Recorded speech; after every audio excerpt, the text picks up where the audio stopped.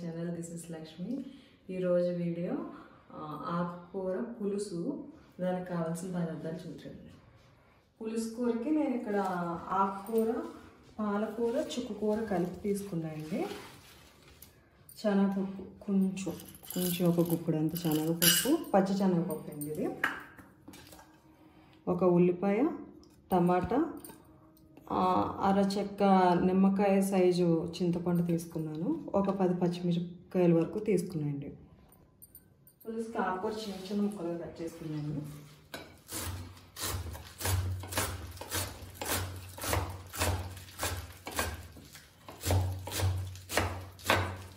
పాలకూర చుక్కకూరతో కాకుండా తోటకూరతో కూడా బాగుంటుందండి ఈ పులుసు కూడా.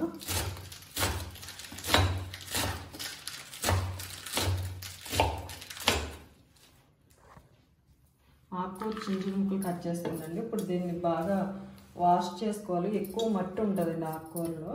ఆ మట్టి పోయే వరకు వాష్ చేసుకోవాలి.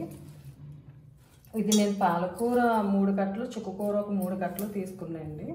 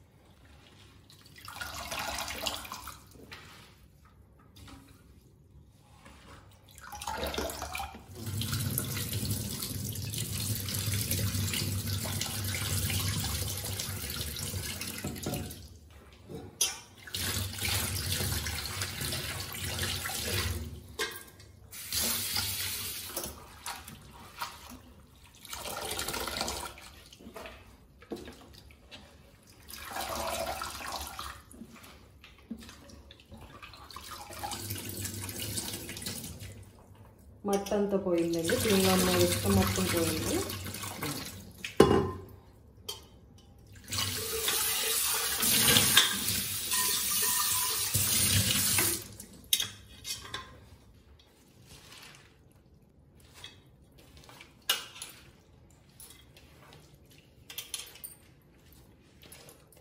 ఒక 3 టైమ్స్ కడిగిన శనగపప్పు వేస్తున్నాం.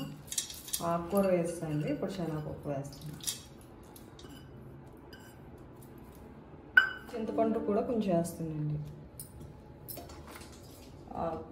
మిరపకాయలు ఇలా గంటలు పెట్టుకొని వేసుకొని సరిపోద్ది.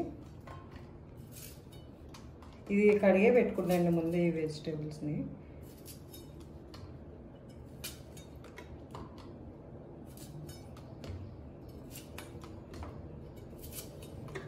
ఒక టమాటా వేసుకుంటుందండి.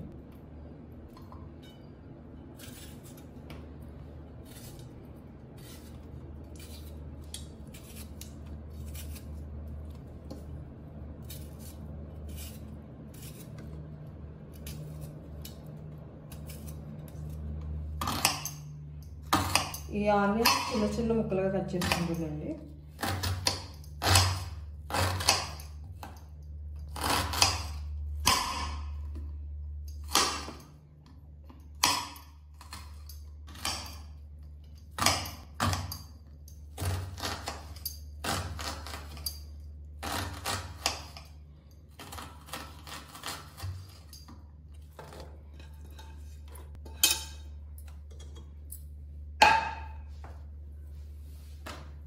ఒక స్పూన్ కారం వేసుకుంటున్నాండి. కొంచెం పసుపు,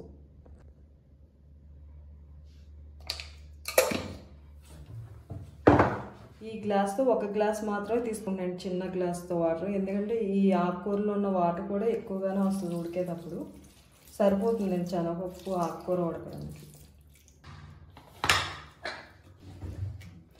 కలిపి పెట్టేసుకున్నాండి. ఒక 3 విజిల్స్ వస్తే సరిపోద్ది. సిమ్లోనే ఉంచుతాయండి. సిమ్లోనే 3 విజిల్స్ వస్తే శనగపప్పు ఆకుకూర కూడా కుక్ అయిపోతుంది.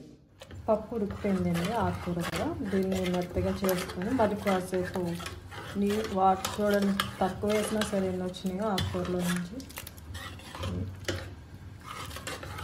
మళ్ళీ స్టవ్ పైన పెట్టుకుందండి. తాలింపు వేయాలి ఇంకా దీనికి. తాలింపు వేస్తే ఇంక ఈ కూర పులుసు కూర అయిపోయినట్టుంది. కూరకు సరిపడా సాల్ట్ వేస్తుంది, కొంచెం వేస్తున్నా నేను. ఈ ఆకుకూర పులుసుకు తాలింపు పెట్టుకున్నాండి. ఆయిల్ వేస్తానండి తాలింపుకి. కొంచెం వేగినాయండి. ఇప్పుడు కొన్ని ఆవాలు వేస్తున్నాను,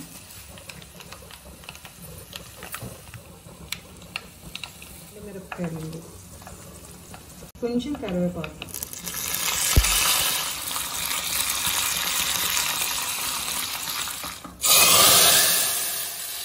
తాలింపు కూడా పెట్టేస్తాను. కూర అయిపోయిందండి, వేరే డిష్లోకి తీసేస్తున్నా.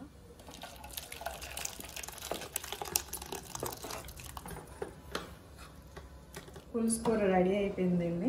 మా వీడియో మీకు నచ్చినట్లయితే లైక్ చేయండి, షేర్ చేయండి, సబ్స్క్రైబ్ చేసుకోండి. Bye bye.